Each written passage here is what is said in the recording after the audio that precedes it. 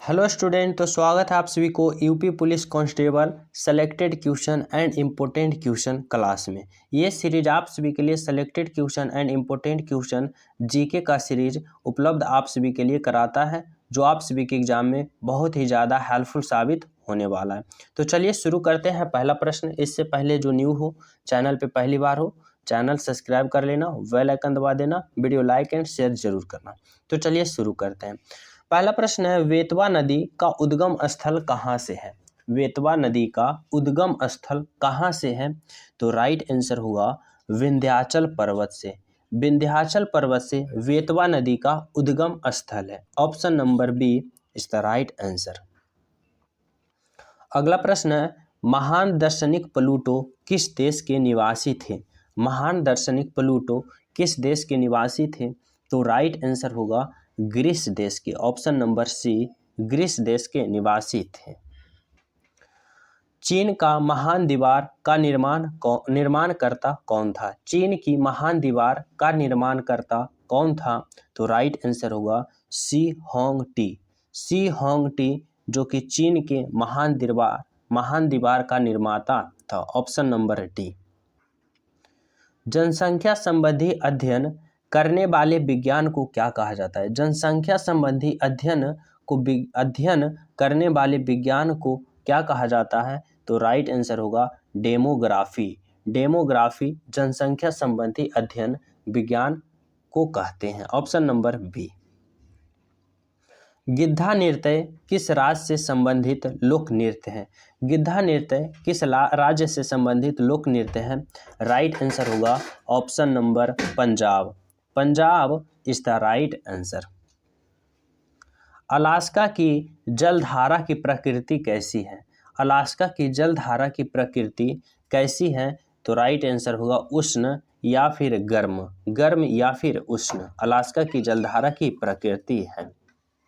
अगला प्रश्न है, भारत में सर्वप्रथम पनबिजली का उत्पादन कहाँ हुआ था? भारत में सर्वप्रथम पनबिजली का उत्पादन की बात करें तो यह दार्जिलिंग में हुआ था, जो कि पश्चिम बंगाल में स्थित है दार्जिलिंग। ऑप्शन नंबर ए। म्यांमार, जिसे हम पहले उसे बर्मा कहते थे, अभी वर्तमान में म्यांमार कहते हैं, की मुद्रा क्या है? तो इसका राइट आंसर होगा kyat. Option number C kyat is the right answer. Jhansi की रानी लक्ष्मीबाई किस ब्रिटिश कमांडर से पराजित हुई थी? तो राइट आंसर होगा ह्यूरोज से। Option number A Hugh Rose is the right answer. प्रथम परमवीर चक्र पाने वाला व्यक्ति कौन था? प्रथम परमवीर चक्र पाने वाला व्यक्ति कौन था? तो राइट आंसर होगा major Somnath Sharma. Major Somnath Sharma is the right answer. Bengal Kesari कहा जाता है। बंगाल केसरी किन्हें कहा जाता है? तो राइट आंसर होगा ऑप्शन नंबर आशुतोष मुखर्जी को। आशुतोष मुखर्जी को बंगाल केसरी कहा जाता है। ऑप्शन नंबर लाला लाजपत राय को बंगाल केसरी के नाम से जाना जाता है। ऑप्शन नंबर क्या होगा? Option number A Lala Lajpat Rai is the right answer. Prarthana Samaj का संस्थापक कौन थे? प्रार्थना समाज के संस्थापक कौन थे? तो राइट आंसर होगा Keshavchandra Sen. Keshavchandra Sen. Option number D is the right answer. अगला प्रश्न है, लाल बहादुर शास्त्री की समाधि स्थल है। लाल बहादुर शास्त्री की समाधि स्थल कहाँ है?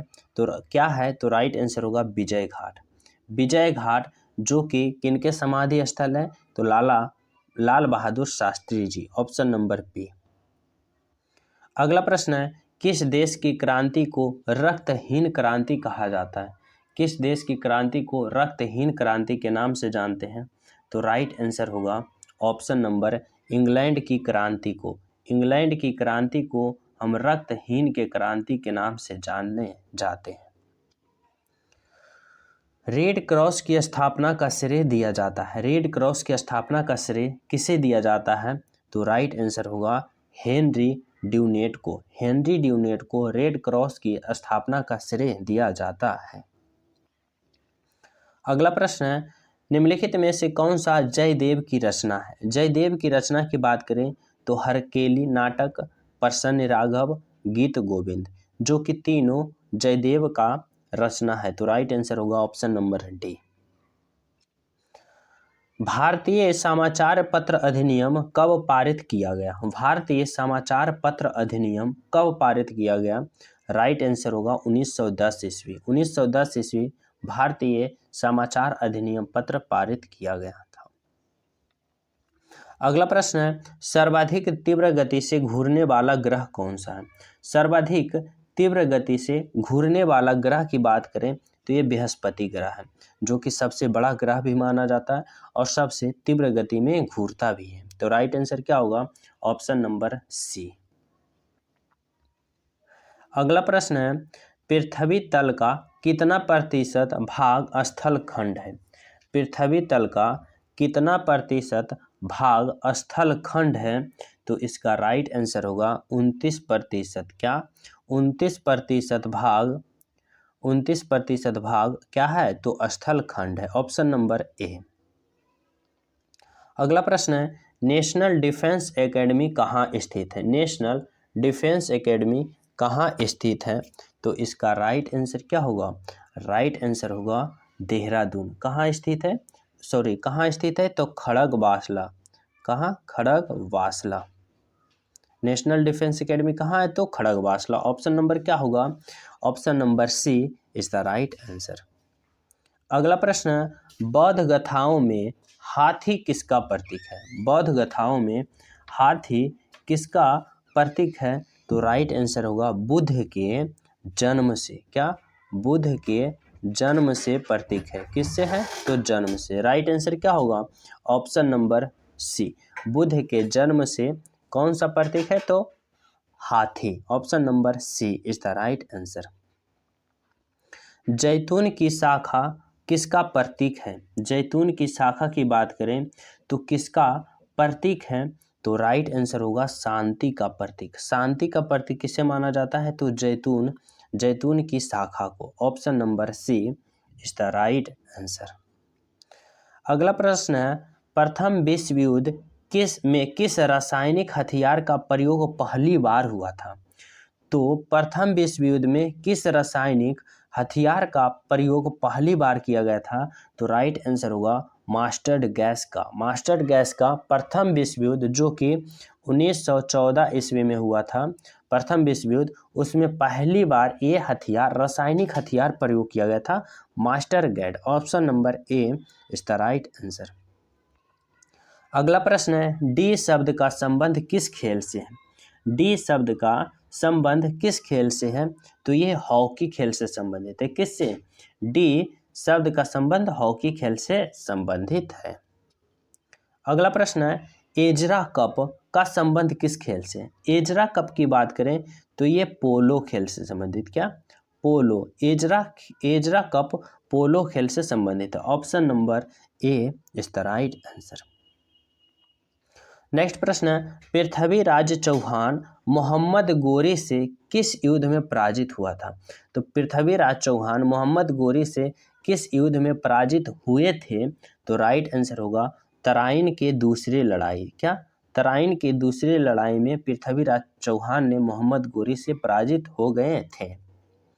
अगला प्रश्न है, बरलॉग पुरस्कार किस क्षेत्र में दिया जाता है? बरलॉग पुरस्कार किस क्षेत्र में दिया जाता है? तो राइट आंसर होगा कृषि विज्ञान में। कृषि विज्ञान में बरलॉग पुरस्कार दिया जाता है। Option number D.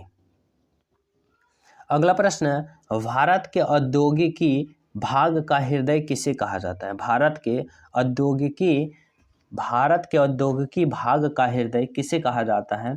तो इसे राइट आंसर होगा छोटा नागपुर को। छोटा नागपुर के औद्योगिकी का हृदय कहा जाता है। Option number C. अगला प्रश्न है, अल्पांशु किस किस्म की है? अल्पांशु किसकी किस्म की है? तो राइट आंसर होगा आम की किस्म की अल्पांशु है। अगला प्रश्न है, क्रिकेट की पिच की लंबाई कितनी होती है? 22 मीटर, 18.16 मीटर, 20.12 मीटर या फिर 22 फीट। तो क्रिकेट की पिच की लंबाई कितनी होती है? इस प्रश्न का राइट आंसर आप लोग कमेंट में ज़रूर करना। ये आप सभी को होमवर्क के रूप में दे रहा हूँ।